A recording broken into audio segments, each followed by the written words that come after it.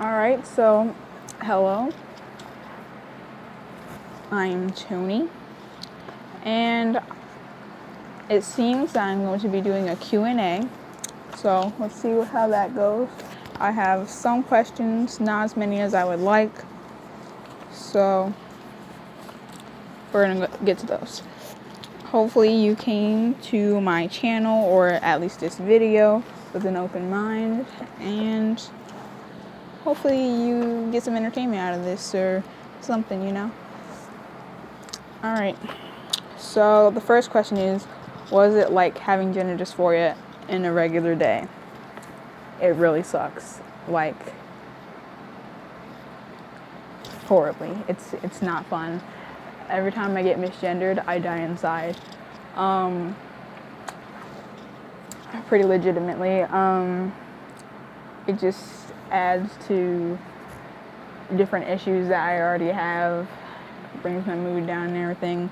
And you're not going to be comfortable with your body or maybe your voice or whatever it is that you see as too feminine or too masculine for whatever you are. For me, it's if I feel like too feminine, then I get really uncomfortable. Like, I avoid wearing pink because it makes me at least kind of uncomfortable, but especially if someone points out that I'm wearing pink, I get really weird about it and I get extremely uncomfortable. And people think that's funny to point out those things that they know makes you uncomfortable, and that's really not cool. It's really insensitive.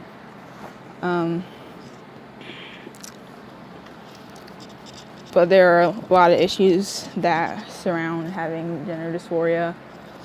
But and you can message me on one of my social media accounts that should be in the description, and I can talk about it more.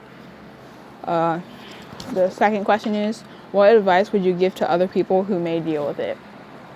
My advice would be to do things that make you feel more comfortable about yourself and what you feel your gender is. So if you need to cut your hair, cut your hair.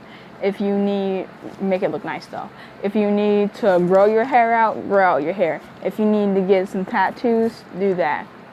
If you need to go through the process of doing the counseling so that you can get your surgery so that you can have the body that you want, do that. I mean, it's a really long process, and I'm kind of avoiding it because I already am uncomfortable enough with things, and I'm still not I don't exactly want a sex change, but I do wish that I had a different body at least sometimes. But that counseling, I feel like it would cause a lot of stress for me because it's a year of counseling talking about this extremely uncomfortable, sensitive, raw topic. But do things that make you comfortable. Stick around people that support and love you only. If someone is constantly bringing you down and hating you and not trying to make you feel comfortable about yourself in the way that you actually are, leave them, make them leave you, whatever.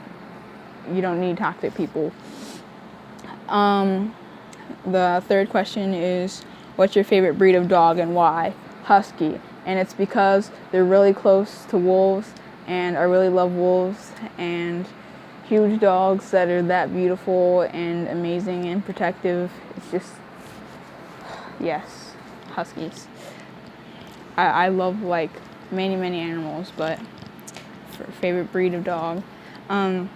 The fourth question is, who do you look up to and why?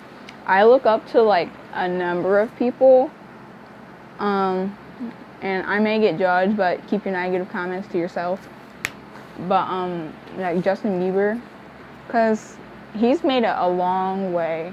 He's had to deal with things that a lot of other people have not had to deal with. There are celebrities who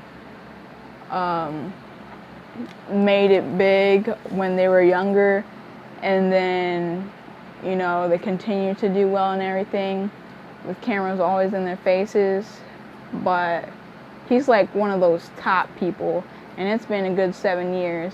And, you know, obviously it hasn't been easy, and he's even been open about, you know, the pressure and how uncomfortable it can be.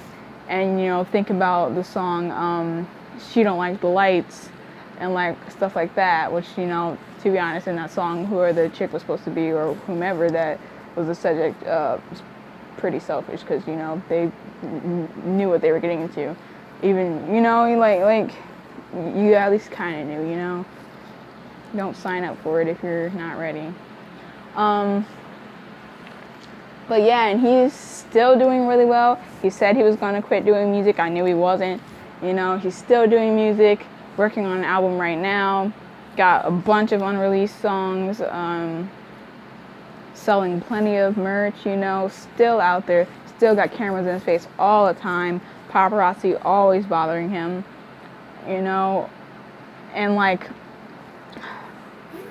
honestly, some really fake fans that like will say all kinds of things, start all kinds of drama, and be all up his, you know, on his neck and everything. And it's like, you know, he's going to make mistakes. He's not going to fit perfectly into your little boxes, you know.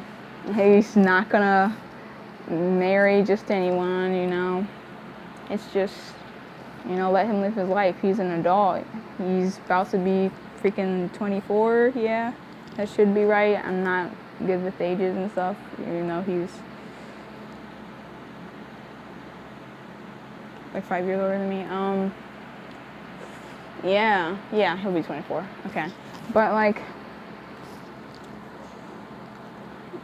going back to the gender dysphoria, you know, I have to deal with that every day. And sometimes I feel more masculine than other times, and like, I have certain clothing or outfits that make me feel more comfortable and more masculine and more attractive and everything. You know, that's the stuff you gotta do. You know, if you gotta put on some makeup, put on some makeup. But remember that when you take that makeup off, that's still a beautiful or handsome person underneath there. And you need to love that person that you see underneath the makeup too. You know, love both sides. And accept yourself, love yourself. If you can be as open about who you are as you can, then just do it, because people are going to judge you no matter what. And a lot of times, like, you can relate to people and find people that are like you, or that at least care about you and everything. And you can help other people by sharing your stories. And I'm gonna have to end this. I'm running out of time here.